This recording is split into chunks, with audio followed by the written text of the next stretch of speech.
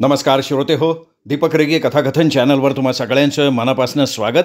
श्रोते हो, तुम्ही ऐकताय राजेश जगताप लिखित आडूसा ही कादंबरी.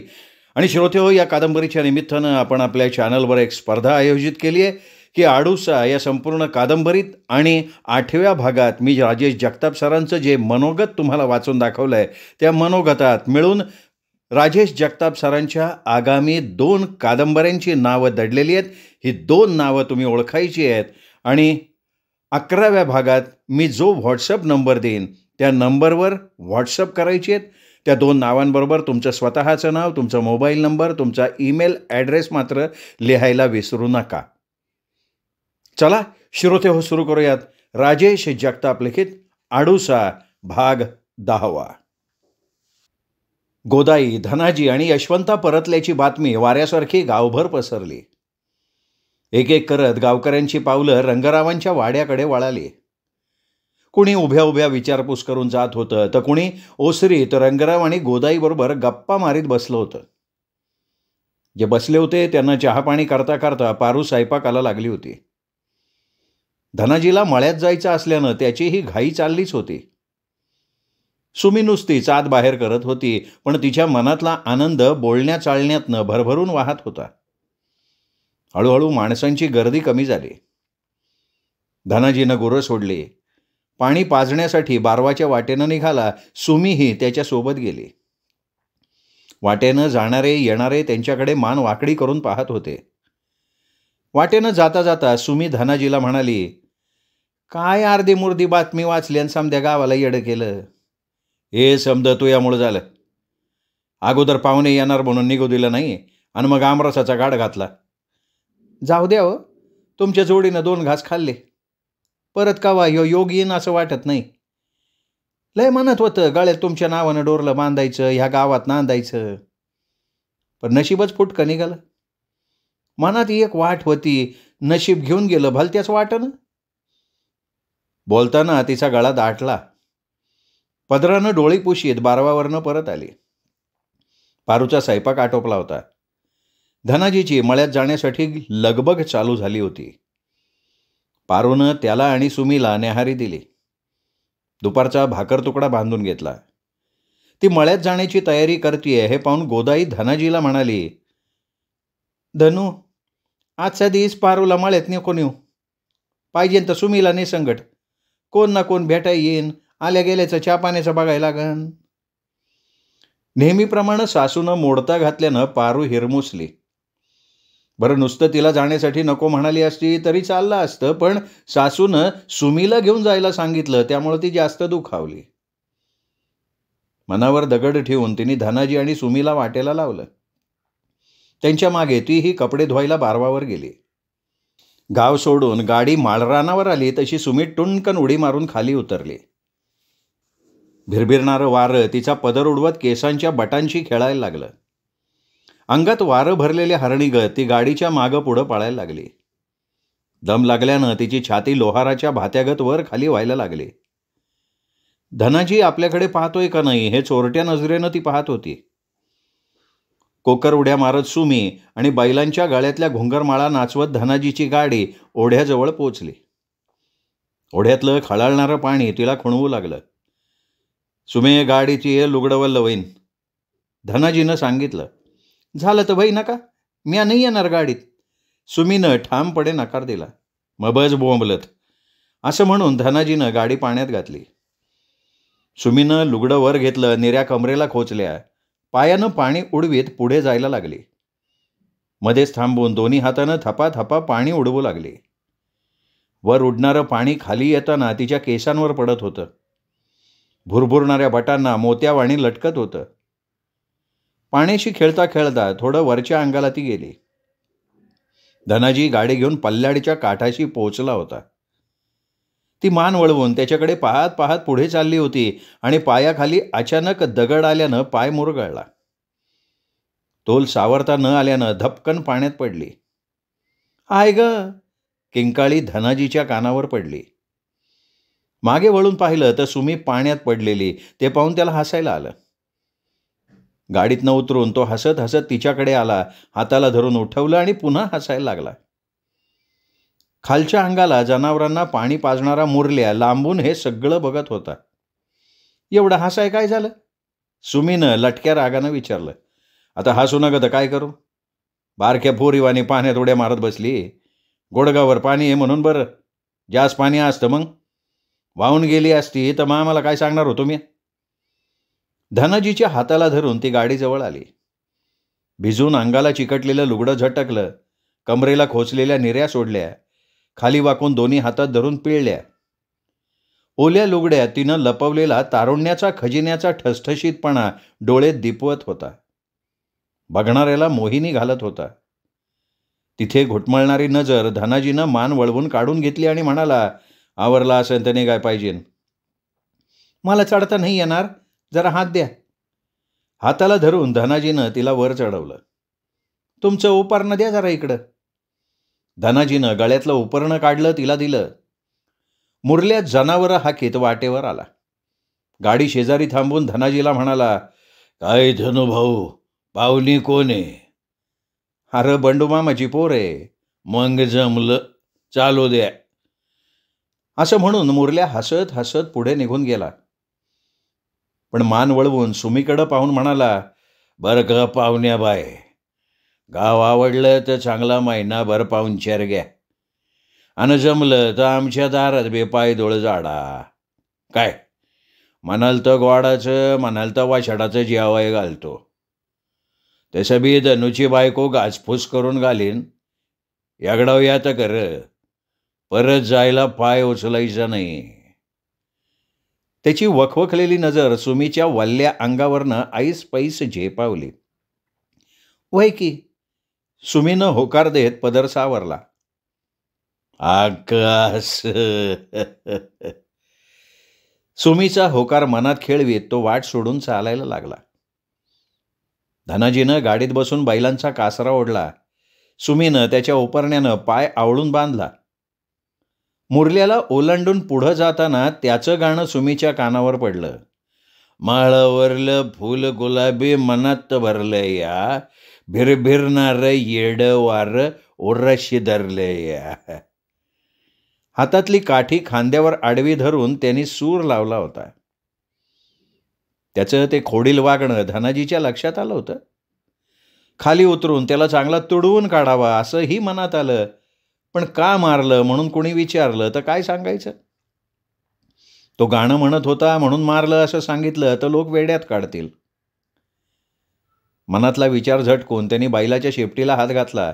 खडखडत गाडी पुढे निघून गेली तरी मुरल्या शीळ घालून गाणं म्हणतच होता. जाणाऱ्या गाडीकडं पाहून सवयीनं खवचट हसत होता. वावराकडं वळण घेऊन गाडी थोडी पुढं जाऊन थांबली. हातातला कासरा साट्याला अडकून धनाजी खाली उतरला. सुमीला म्हणाला, जराची खाली ये की. काहून? हिडत सोडून जायचं विचार आहे काय? सुमीनं उसणं अवसानानं विचारलं.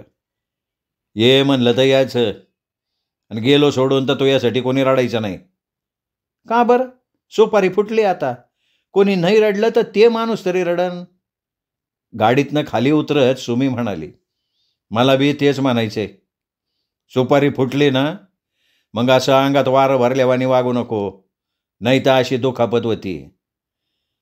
सुपारी फुटली हे खरं, पर नाही आणि बीर नाही. ये माय माग. अगं आय ग, पायाला लय ठणका लागलाय. कुठं जायचं ते बी सांगना झाले. अगं हे काय, या कांड्या साबरी का? तुझ्या पायाला जरा साबरीचा चीक लावतो म्हणजे ठणका जरा कमी होईल. अर्ध्या रस्त्यात थांबून धनाजी म्हणाला, पण मला पाय टेकता येत नाही ना, जरा हात द्या की. सुमी जरा नाराजीचा सूर लावत म्हणाली. धनाजी परत मागं फिरला. सुमीनं एक हात त्याच्या खांद्यावर ठेवून आधार घेतला. लंगडत लंगडत त्याच्याबरोबर चालायला लागले. साबरीजवळ जाता धनाजीने तिला खाली बसवलं. एक टोकदार बारका दगड आणला. साबरीच्या बुडख्यावर दगडानं दोनदा मारलं. तिथून दुधासारखा पांढरा चीक पाझरायला लागला. ते उपरणं सोड, धनाजीनं सुमीला सांगितलं. सुमीनं उपरण्याची गाठ सोडून पाय मोकळा केला. लुगड्याचा निऱ्यांचा घोळ वर घेतला. मक्याच्या कणसावानी भरलेली पोटरी उघडी पडली. धनाजीनं बोटावर चीक घेऊन तिच्या पायाला लावला. त्याच्या हाताचा स्पर्श झाला आणि तिच्या अंगातनं हलगी काढाडली. धनाजी बोटावर चीक घेऊन तिच्या पायावर लावत होता. बोटावरचा चीक संपल्यावर पुन्हा घेत होता. फिरणाऱ्या बोटाबरोबर सुमीचं देहभान हरपू लागलं. छातीवरच्या ओल्या पदरामागं वेटोळं घालून बसलेली नागिण फणा काढून जिभल्या चाटायला लागली. सुमीनं गपकन धनाजीचा हात धरला, तिथंच दाबला. लय वाढ वाटते. वय का? हात सोड, अजून पुरतं काम झालं नाही. सुमीच्या हातातून आपला हात सोडवून घेताच त्यानं मुठभर माती उचलली, त्या चिकावर लावली आणि म्हणाला, आता उड, बरं वाटन आता. असं म्हणून उपरणं उचलून तो गाडीकडे चालायला लागला.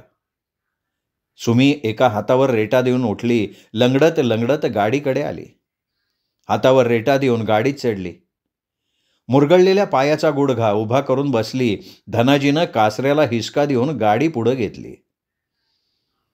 सुमी गुडघ्यावर हनवटी ठेवून डोळे मिटून बसली होती. आपला कांगावा धनाजीला कळला तर नसेल ना याचा विचार करत होती. कळला तर कळ ना का? निदान त्याला समजन तरी आपला त्याच्यावर जीव जाडलाय म्हणून. खरं म्हणजे त्याचं लगीन झालेलं आहे. आपलं बी आज ना उद्या होणारच आहे. पण ज्याच्यावर जीव जाडलाय त्याच्याहून एक डाव जीव वावळून टाकूसा वाटते. पुढच्या पुढं जे होईन ते होईन. कसं बी करून त्याच्या कुशीत शिरायचं आणि गाबोळल्याला अंग त्याच्या सावाधीन करायचं. गाडी सपरापुढं थांबली. आभाळात उडणारं सुमीचं मन धाडकन जमिनीवर आलं. चोरट्या नजरेनं धनाजीची हालचाल निहाळायला लागली. त्यानं तिला उतरायला सांगून बैलांना मोकळं केलं. जेवणाचा डबा सापरात नेऊन ठेवला. खराट्या घेऊन केर कचरा लोटून काढला. सुमी सपराच्या दारात गुपचूप उभी होती. हातातला खराटा कोपऱ्यात ठेवत तो म्हणाला, सुमे, त्वा हिथं बसती का धावावरला जांभळीच्या झाडाखाली बसती? म्या बी येते की तुमच्या संग वावरात. अगं तिकडं उन्हात वाखरा मागं त्वा काय करशीन? ऊन बिन लागलं तर आणि डोक्याला ताप. इथंच बस कुठं तरी. असं म्हणून त्यांनी अंगातला सदरा काढून मेडीला अडकवला. तिच्या पुढच्या बोलण्याची वाट न पाहता बैलांना घेऊन तो वावराकडे निघून गेला. नुसती कोपरी घातलेल्या त्याच्या रांगड्या अंगाकडे पाहताना तिचं अंग मोडून आलं. ती उठून विहिरीकडे गेली. चालताना लंगडण्याचा कांगावा करायला मात्र विसरली नव्हती.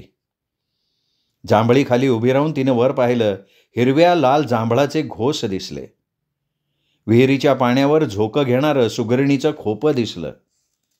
त्यात आपल्या मनाजोगता खोपा ती शोधायला लागली.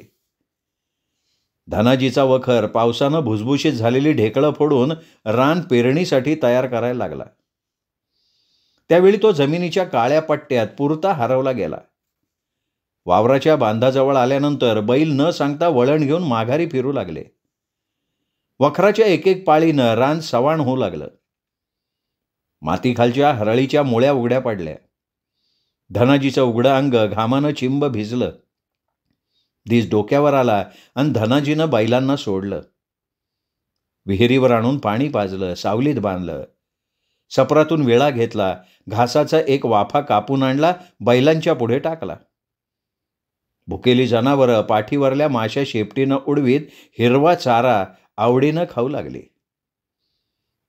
धनाजीनं अंगातली कोपरी काढून पाण्यात भिजवली, तशीच ओली अंगात घातली. त्याच्या दंडाच्या फुगलेल्या बेडक्या आणि भरदार छाती पाहून सुमीच्या मनात वणवा पेटू लागला. टप्प्यात आलेल्या सावजावर झडप घालण्यासाठी दबा धरून बसलेल्या वाघिणीसारखी तिची अवस्था झाली होती. झडप घालावी का असा विचार ती करायला लागली. आपण बी जेवायचं का? धनाजीच्या आवाजानं ती भानावर आली. कक्क काय? तिने चाचरत विचारलं. म्हणलं आपण बी जेवायचं का? वय, तुम्हाला बी भुका लागल्या असतील. आणि तो हा काय उपास एक काय? त्यानं हसून विचारलं. भुका तर आम्हाला बी लागल्यात, पर भाजी भाकरीनं पोट नाही भरायचं. असं म्हणून ती खट्ट्याळ हसली. असं आहे का? थांब की. पलडल्या वावरात आंब्याखाली राखण कराय सराई बसली, तिच्याकडून 2-4 कैऱ्या आणतो. आपल्या बांधावरल्या पपईला 2 पपाया पिकलेल्या दिसल्या, त्या बी आणतो. काठी घेऊन तो पलीकडच्या आंब्याच्या झाडाकडे गेला. सराई काठी सावरत बोडख्याला टेकून बसली होती. म्हातारे जेवली का? धनाजीनं आंब्याच्या झाडाकडे पाहत विचारलं. नाही ना. तो जेवला का नाही? जेवायला बसायचंय. तो बी चाल की तिकडंच. मामाची पोर आली. तिच्यासाठी 2-4 कैऱ्या पाहिजेल होत्या, घेऊ का? घे की बाबा घे. नाही म्हणलं तर पाहुणे गावाच्या नावानं शिमगा करत जाईन. असं 2-4 म्हणता म्हणता अर्ध झाड रिकामं होते बघ. म्हातारी कुरकुरली. अगं तो दिवसभर राखण करते हे खरं, पण रातच्याला कोणी अख्खा आंबाच उतरून न्याल्यावर काय करशील ग? सराईशी बोलता बोलता त्यांनी 5-6 कैऱ्या तोडल्या, कोपरीच्या खिशात भरून म्हणाला, चल की जेवा येते ना? नाही नको, म्या बसती हिडच. बरं आहे मग, ऊन झालंय, घे जेवून घे. म्हातारीला जास्त आग्रह न करता काठी उचलून तो चालू लागला. घासाच्या रानात गेला. पिकलेल्या 2 पपया तोडून जांभळी खाली आला. हातातल्या पपया खाली ठेवल्या. कोपरीच्या खिशातनं कैऱ्या काढून सुमीकडे दिल्या. सपरात जाऊन जेवणाचा डबा घेऊन आला. 2 कैऱ्या पाण्यात खळबळून सुमीला दिल्या. हातपाय धुवून खाली बसला. सुमीनं जेवणाचं ताट त्याच्यापुढे ठेवलं आणि म्हणाली, घ्या की देवाचं नाव. आणि तो काय? मी अभि तुमच्यातच बसते. कैरीची फोड दाताखाली कचकन चावत ती म्हणाली, आता काय बोलावं हिला? धनाजीचा नाईलाज झाला. खाली मान घालून तो जेवू लागला. कधी भाकर मोडताना तर कधी भाजीचा घास घेताना सुमीचा हात धनाजीच्या हाताशी पाठशिवणीचा खेळ खेळायला लागला.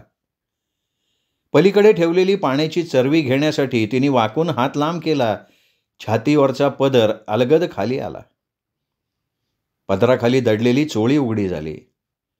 चोळीतला ऐवज सावरण्यासाठी बांधलेल्या गाठीच्या वरच्या घळीतून गव्हाळ गोलाई डोकावू लागली. पाण्याचा तांब्या उचलून तोंडाला लावताना धनाजीच्या नजरेतनं ते सुटलं नाही. पाण्याचा घोट घेतला आणि त्याला ठसका लागला. त्याच्या नाकातोंडातून पाणी आलं. काय झालं? सुमी झटक्यात पुढं आली. गुडघ्यावर ओणवी होऊन त्याची पाठ सोडायला लागली. तेव्हा तिला पदराचं भान नव्हतं. पदर जमिनीवर लोळण घेत होता. अशा अवस्थेत तिच्या छातीचा भार धनाजीच्या दंडाशी घसट करत होता. नाही काय नाही खॉक. तो उठून उभा राहिला. 4 पावलं चालून पुढं गेला. तोंड वर करून गळ्यात अडकलेला श्वास मोकळा करायचा प्रयत्न करायला लागला. सुमीचा पदर तसाच खाली लोळता ठेवून ती गुडघ्यावर उभी होती. मिलनोत्सुक नागिणीवाणी फणा काढून मोहिनी घालू पाहत होती. धनाजीचा श्वास मोकळा झाला. सुमीचा जमिनीवर लोळणारा पदर उचलून तिच्या खांद्यावर टाकत तो म्हणाला, सुमे मनाला आवर घाल. पेटत्या व्हळीतला नारळ काढताना हात पोळत्यात. उगा हात पोळून घेऊ नको आणि मला बी पापाचा भागीदार करू नको.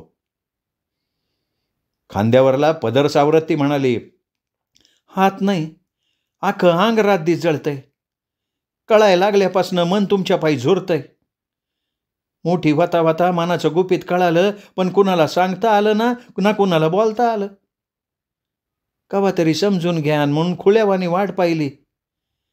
आता जाता जाता माया पदरात काहीतरी घाला, परत नाही मागायची मी. बोलता बोलता तिचा हुंदका दाटला. हे बघ सुमे, या समध्या नशिबाच्या गोष्टी असतात. लग्नाच्या गाठी वरच बांधल्या जात्यात, समजून घे. मनातलं गठुडं सोडून टाक. हे आपल्या नशिबात नाही आणि नशिबाच्या पुढं कोणाला जाता बी येत नाही. नशीब तरी काय असते हो? असं म्हणत तिने रसरसलेली पपई कापली. त्यातल्या एका फोडीतल्या बिया काढून धनाजीला दिली, एक स्वतः घेतली. पहिल्या घासानं तोंडात साखर पेरली. झाडावर आपल्या अंगानं पिकलेलं फळ पोटात साखर भरल्यानं पिवळं दिसतंय. उरलेली 1-1.5 भाकर उचलून धनाजीनं बैलांना खाऊ घातली. पाठीवरनं हात फिरवून मान कुरवळली. डबात हारोळ्यातल्या पाण्यात खळबळून आणला. जांभळीच्या खोडाला टेकून पानाची चंची सोडली. हिरव्या पिवळ्या रंगाची 2 पानं काढली. देठ तोडला, दाताखाली धरला. पानं मांडीवरच्या धोत्राला पुसली. चुन्याच्या डबीतून नखावर चुना घेऊन पानाला लावला. मातकट रंगाच्या काताचे 2-2 खांड पानावर ठेवले. सुपारी अडकित्यात दाबून करा बारीक कातरून काता शेजारी टाकली. एका पानाचा विडा करून सुमीला देत म्हणाला, घे, काच सुपारी अजून पाहिजे असेल तर ब्यातानं टाकून घे. दुसरा विडा उचलला, तोंडात ठेवला. सुमी हातातला विडा तसाच धरून बसली होती. तिला तसं बसलेलं पाहून त्याने विचारलं, अगं पान काकी, एवढा कसला विचार करती? विचार? ती उदासवाणं बोलली. विचार हाच का माया परीस यो पानाचा इड्या नशिबवाने. तोंडात लोळण घेता घेता पार पोटात उतरला तरी खाणारा माणूस काय बी म्हणत नाही. तोंडातलं पान संपलं तसा धनाजी आडवा झाला. उपरण्यानं तोंड झाकून घेतलं. वाऱ्याची हळूवार झुळूक अंगावरनं झुळझुळ करत गेली आणि धनाजी घोरायला लागला. हिरवा चारा खाऊन बैलही सुस्तावून खाली टेकली होती. रवंथ करता करता डोळे मिटत होती. सुमी वावरात तापलेल्या मातीवाणी निपचित पडून पावसाची वाट पाहत बसली होती. त्यानं यावं, सहस्त्र धारांच्या रांगड्या हातांनी मिठीत घ्यावं, चिंब चिंब भिजवून जळणारं अंग शांत करावं. जाताना धरतीच्या कुशीत झोपलेल्या बीजांना तरारून येण्यासाठी जागं करावं. विचाराच्या वावधनात भरकटलेलं तिचं मन उदास होऊन परत आलं. तिच्या डोळ्यातलं पाणी तिच्याही नकळत खाली पडलं. मातीत कुठेतरी आपल्या अस्तित्वाची एकही खूण मागे न ठेवता गडप झालं. भोवतालच्या रानाकडं अलवार नजर फिरवीत ती मनाचा उधळलेला वारू आवरण्याचा प्रयत्न करत होती. आपण जे करतोय किंवा करू पाहतोय हे पाप आहे हे समजत होतं, तरीही आसुसलेले नादान हात आभाळाला कवळी घालू पाहत होते. तिच्या कवळीत ते मावणार नव्हतं. तिने एक वार घोरणाऱ्या धनाजीकडे पाहिलं. मन पुन्हा बिथरलं. त्याच्या शेजारी झोपून कुशीत शिरायला सांगायला लागलं. पुरुषच आहे तो. मौशा रंगाची लगट त्याला चेतवण्यास पुरेशी आहे. एकदा का तो चेतला मग सारी बंधनं झुगारून तो मला तृप्त करेल. तिचं मन 2 पावलं पुढे जाऊन मागे आलं. पुन्हा पुढे जाण्यासाठी धजावलं. हातावर रेटा देऊन ती पुढं सरकली. तेवढ्यात पेरते व्हा, पेरते व्हा, जांभळीच्या पानाआड दडलेला पावशा ओरडला. धनाजीची झोपमोड झाली. सुमीचा हिरमोड झाला. पावशा मात्र राहून राहून पेरते व्हा, पेरते व्हा सांगतच होता. सुमीनं मान वर करून करून त्याला शोधलं. तो कुठे लपला होता देव जाणे. धनाजी उठला. थारोळ्यातल्या पाण्यानं हातपाय खळबळले. त्याला उठलेलं पाहून बैलांनीही उठून शेपट्या झाडल्या. मान हलवून धनाजीकडे पाहू लागले. धनाजीनं कासरा सोडला. बैलांना घेऊन वावराकडे गेला. सुमी त्याच्या पाठमोऱ्या आकृतीकडे पाहत होती.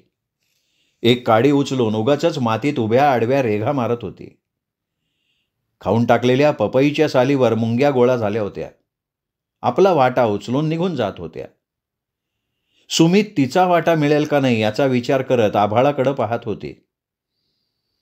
बारीक बारीक ढगांचे असंख्य तुकडे आभाळभर अस्ताव्यस्त विखुरलेले दिसत होते, तिच्या छिन्न विच्छिन्न भावनांसारखे. धनाजीचा वखर वावरात इकडून तिकडे आणि तिकडून इकडे जात येत होता. बसून बसून कंटाळलेली सुमी उठली. तोंडावर पाणी मारून पदराला पुसलं. धावावर यरझाऱ्या घालायला लागली. बांधावरल्या बाभळीकडून पावसाचा आवाज आला. त्याचा पेरतेव्हा पेरतेव्हाचा घोषा चालूच होता. सुमीनं पेरतं होऊन धनाजीच्या मनात प्रीतीची पेरणी करण्याचा प्रयत्न करून पाहिला, पण तिच्या प्रयत्नांना यश आलेलं नव्हतं आणि तरीही पावसा सांगत होता, पेरते व्हा, पेरते व्हा. ती प्रीती होती का भानामतीचा खेळ मांडणारी वासना होती याचं उत्तर नियतीखेरीज कुणालाही माहिती नव्हतं. नियती काहीतरी घडवत होती, घडवू पाहत होती. बुडख्याला विसावलेल्या झाडांच्या सावल्यांनी पाय पसरले. दिसाला मावळतीचे कासरे लागले. वावरात शेवटची पाळी घालून धनाजीनं बैलांना सपराकडे आणलं. वखर सोडून सपरात ठेवला. बैलांना पाणी पाजून चारा टाकला. विळा घेऊन गेला. सपासप घासाचे 2 वाफे कापले. कवळीनं आणून गाडीत टाकला. भाजीसाठी 8-10 दोडके घेतले. धोतराच्या सोग्याचा वटा केला. मिरच्या तोडून वट्यात भरल्या आणि तिथनंच सराईला हाक मारली. अय सराई, चला व येते का घरी? तो निघाला का काय? सराईनं आंब्याच्या झाडाखालनं विचारलं. दिवस मावळाय आलाय, निघाय पाहिजे. याचं असेल तर ये लवकर. आले आले, थांब बाबा. दोडकं आणि मिरच्या घेऊन तो सापरात आला.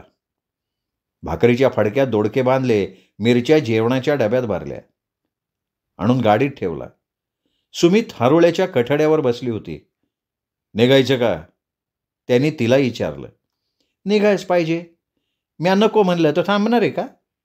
डोळे फिरवत तिने त्याला विचारलं. काय थांबून करायचं काय?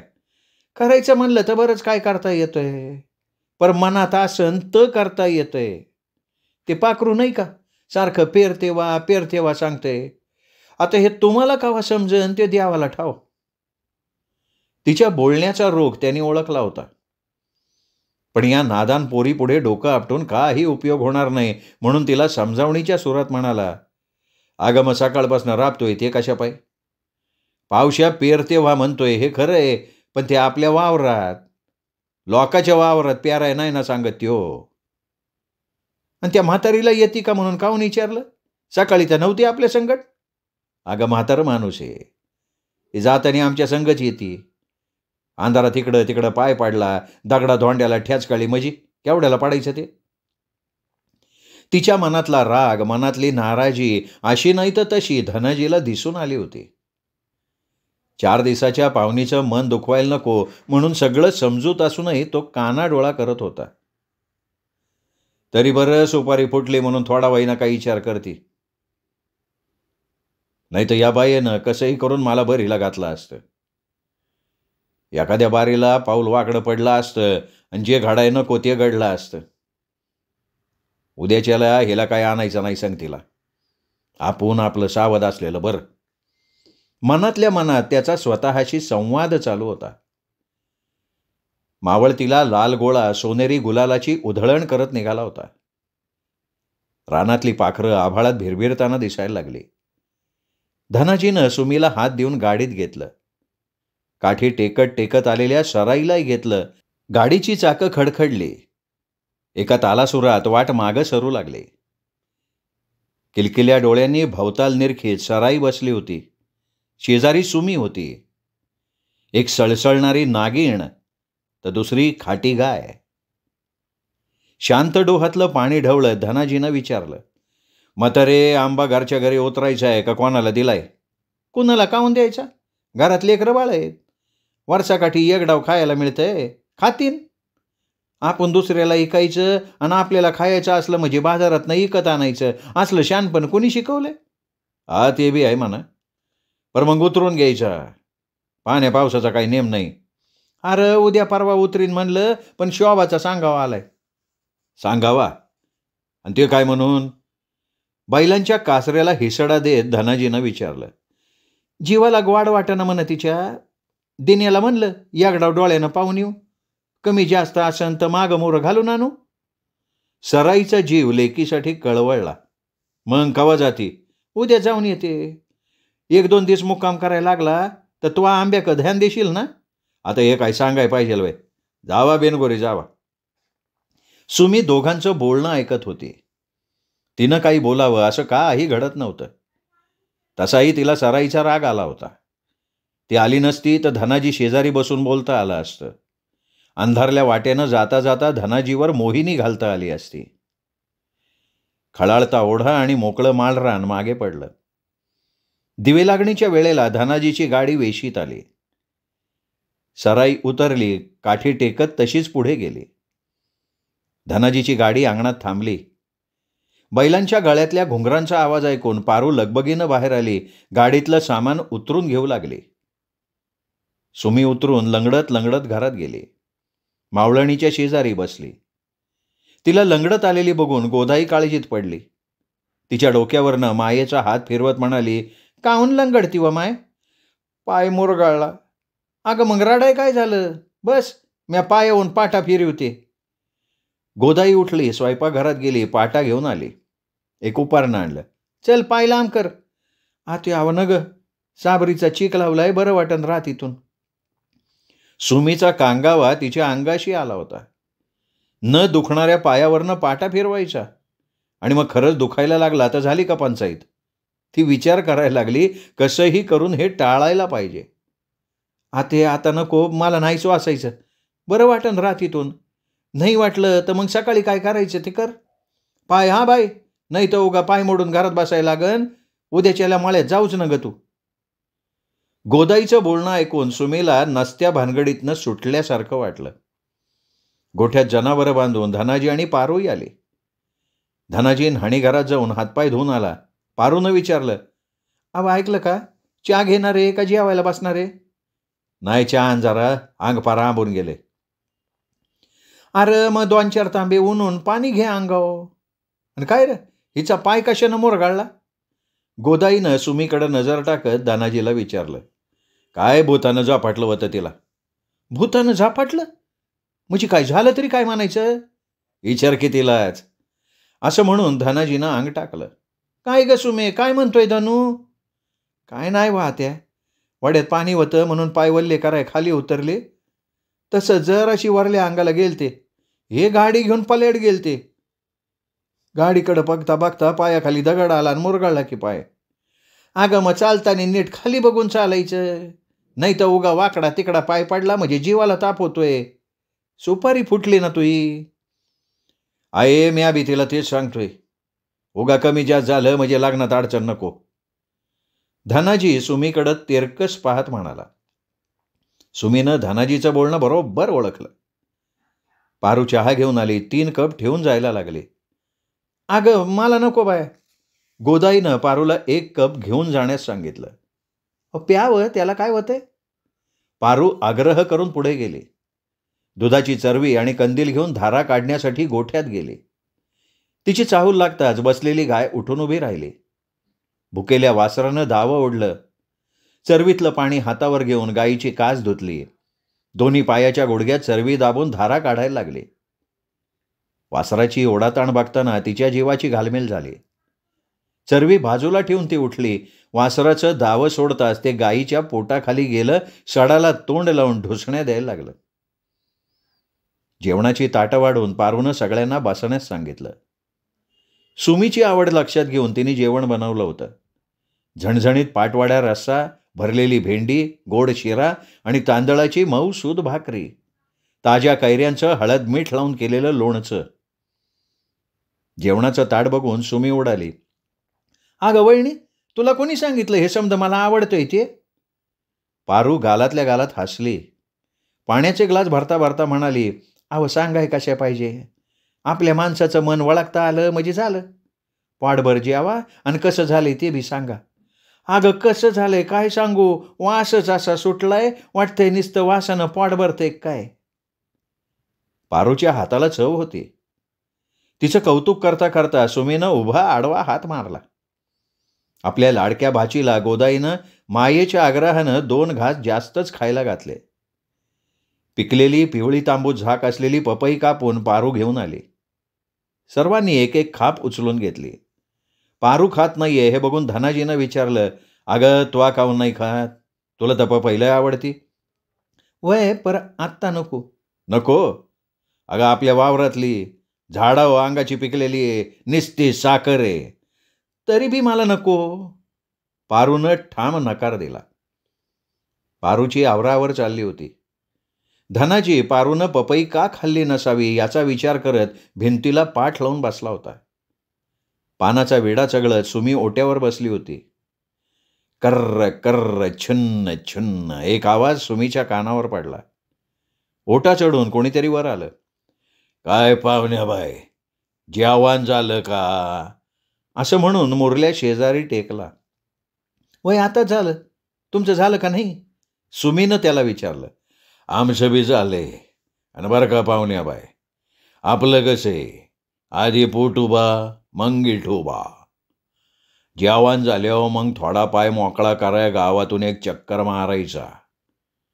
बाकी आमच्या वाड्याचं पाणी आवडलं का नाही? आवडायचं काय त्याच्यात? पाण्यासारखं पाणी, वाड्याचं काय आणि बारवाचं काय? सुमी काहीशी नाराजीनं म्हणाली. सुमे कोण आहे ग? गोदाईनं बाहेर येत विचारलं. आत्ये हे आहेत. अहो मुरले व काकू मुरले. काकू जेवली का? वय हे काय हातावर पाणी घेतलं, काय म्हणतो तू?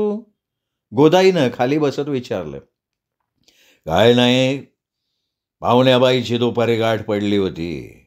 म्हणलं ह्या आमच्याकडं जेवायला, जक्कास बेत करू. म्हणलं तर गोडाचा, नाही तर आणू काहीतरी वाशेट. तुमच्या घरी तर भाजी भाकरी झालं तर पोळ्याचं होईन. ने बाबा ने, उद्या परवा कधी बी ने. गोदाईनं हसतमुखानं परवानगी देऊन टाकली. आता कसं बोलली काकू? मुरल्या हराकला. पुढं म्हणाला, आपण काय हे तशी खाल्लं काय आणि उपाशी राहिलं काय? पाहुणं माणूस का रोज रोज येते? आपल्या संगतीला बसून 2 घास खाऊ घातलं म्हणजे जरा बरं वाटते, नाही का? काकू निघू का आता? करतो काहीतरी आणि मग नेतो पाहुणीला. काय? वय र बाबा वय, कर. पाहुणीचा आशीर्वाद मिळन तुला. म्हणजे 2चे 4 हात बी होतीन तुझे. नुसता कोरडा आशीर्वाद काय कामाचं आहे? पटलं तर तिच्या संगच 2चे 4 हात करू की. असं म्हणत मुरल्या फिदी फिदी हसला. ओटा उतरून खाली गेला. माळावरलं फुल गुलाबी मनात भरलं या, बिरबिरनार येड वार उरशी धरलं या. गाणं गुणगुणत मुरल्या चालायला लागला. त्याचं ते फिदी फिदी हसणं, वाहनांचा कर्र कर्र आवाज आणि दूर जाणारी काठीच्या घुंगरांची छुन्न छुन्न, ती तेवढी सुमीच्या मनावर रेंगाळत राहिली. श्रोते हो, हा होता 10वा भाग राजेश जगताप लिखित आडूसा या कादंबरीचा. श्रोते हो, फक्त आठवण करून देतो, या कादंबरीच्या निमित्तानं आपण आपल्या चॅनलच्या श्रोत्यांसाठी जी स्पर्धा भरवली आहे, त्या स्पर्धेसाठी 8व्या भागात जे राजेश जगताप सरांचं मनोगत मी वाचून दाखवलं आहे, ते मनोगत आणि संपूर्ण 11 भाग नीट मन लावून लक्षपूर्वक ऐका. कारण ह्या सगळ्यामध्ये राजेश जगताप सरांच्या आगामी 2 कादंबऱ्यांची नावं दडलेली आहेत आणि ती नावं तुम्ही आम्हाला व्हॉट्सअप करून कळवायची आहेत. व्हॉट्सअपचा नंबर उद्याच्या 11व्या भागात म्हणजेच या कादंबरीच्या शेवटच्या भागात थंबनेलवर मी दिलेला असेल. त्या व्हॉट्सअप नंबरवर तुम्ही कादंबरीची 2 नावं, तुमचं स्वतःचं नाव आणि तुमचा ईमेल ॲड्रेस एवढं नक्की पोस्ट करा आणि जिंका आडूसा या कादंबरीची 1 प्रत.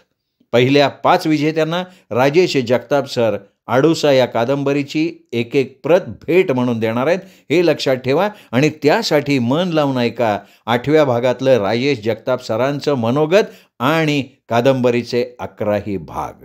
चला मित्रांनो, भेटूयात उद्या आडूसा या कादंबरीच्या शेवटच्या भागासह. तोपर्यंत नमस्कार मित्रो.